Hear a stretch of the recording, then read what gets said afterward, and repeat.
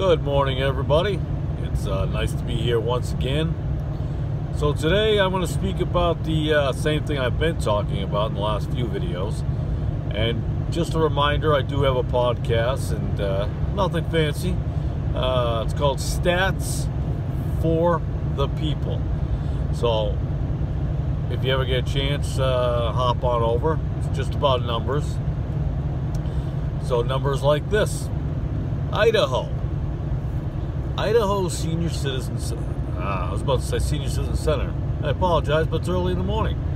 But I want to get this number out there and before I head to work. Idaho was an odd state when it came to this particular number dealing with how do we say it? I'll just go ahead and, well, it is a virus. So that's about the only thing legit about it. It is a virus. So 95.2% of senior citizens in Idaho, 95.2% who get COVID-19 survive. Wow. What do you do with those numbers, huh? Which was interesting about Idaho. When I just did it, did the numbers, broke the numbers down a day ago, so I'm a day behind. I'm sure it didn't fluctuate that bad. It was 15% of those tested. So 15% of all the tests in Idaho came back as positive cases. And they had roughly 119,000 cases. So when I started that number, I'm like, oh boy, that's going to be, a decent amount of deaths and so forth and so on. But what I found was rather interesting. Not even 1% of the positive cases turned into deaths. Not even 1%. That's unbelievable. So, nice job, Idaho. You apparently recognized the problem. You fixed the problem.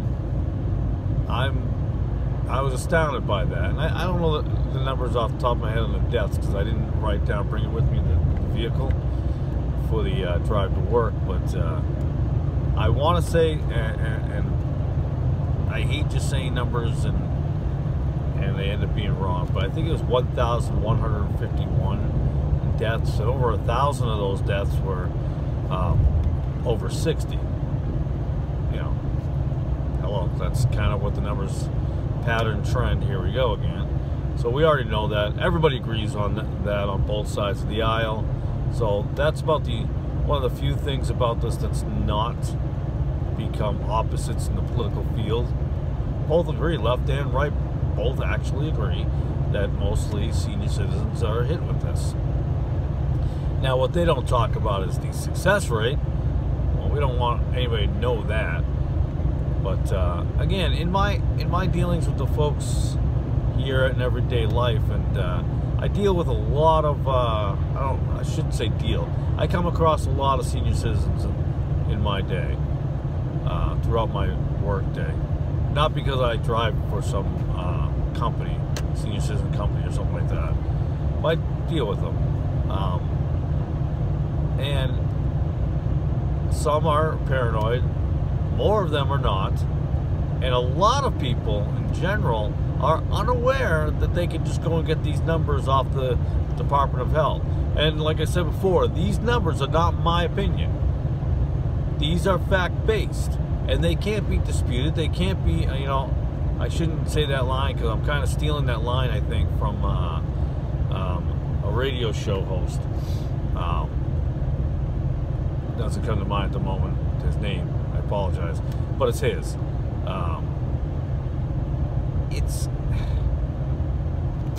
How do you tell people that it's real and not real? It's real, but it's not as dangerous to everybody under the sun as I'd like you to believe. And even to those that they tell you that it's most dangerous to, they have a high success rate also. Think about that, 95.2%. 95.2% of senior citizens in Idaho who get COVID-19 recover. So what I was trying to say before is these are not my opinion. They can't be disputed for the fact that these come from the Department of Health in Idaho. So, and then you'll say to me, well, what does CDC say? Now, CDC takes the numbers from the Department of the Health in each state, compiles them. That's where they get their numbers, supposedly. So, and will there be discrepancies? Let's say the CDC was not corrupt. Okay? Let's say they're the best in the world, and they're not. There's no, everybody makes mistakes. It's just the way it is. Even if the CDC was absolutely incorruptible, their numbers still don't match the state numbers. They never do.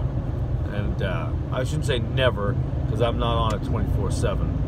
I go every day, but I don't want to make this video too long. It's early in the morning.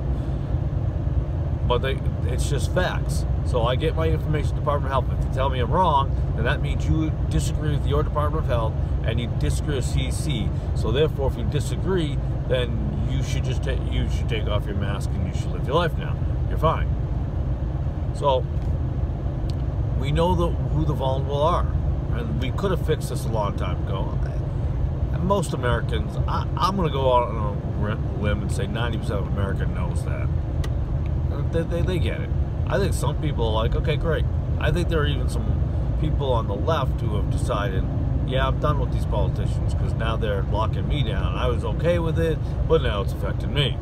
So the next round of elections, not the presidential one, but your local ones, I think will end up looking a little bit different.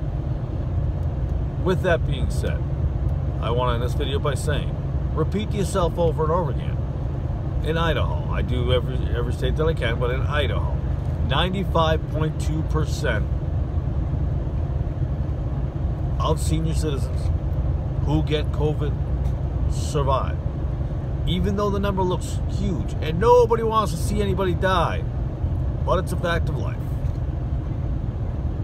So, 95.2%, 95.2%, wow, hope, faith, and you never should have been in fear on the broader range of things.